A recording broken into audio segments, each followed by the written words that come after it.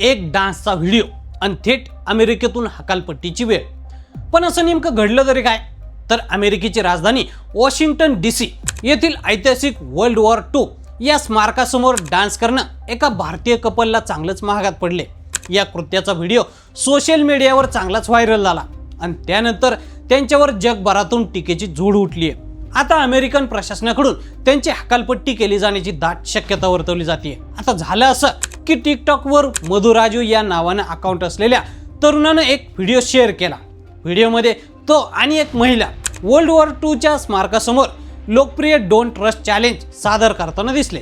त्यावरून त्यांच्यावर मोठ्या प्रमाणात टीका झाली। लोकांनी त्या ठिकाणाच्या निवडीवर प्रश्नचिन्ह उपस्थित केले।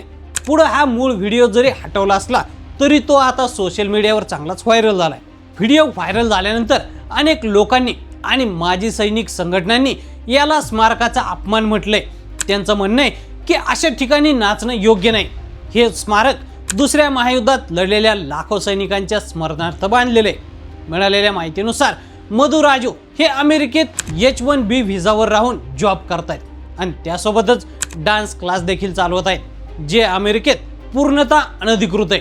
कारण तिथं तुम्ही जर H-1B व्हिसावर राहून जॉब करताय आणि सोबतच डान्स क्लास चालवताय तर ते अमेरिकेत अजिबात मान्य नाही। त्यामुळे आता त्यांच्यावर हकालपट्टीची वेळ आली। त्यांनी नियमांचं उल्लंघन केल्याचं सिद्ध झाल्यास त्यांच्यावर मोठी कारवाई देखील होऊ शकते।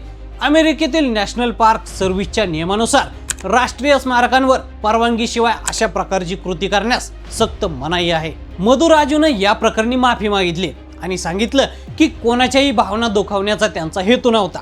सध्या अमेरिकन इमिग्रेशन अधिकारी या संपूर्ण प्रकरणाची चौकशी करत आहेत।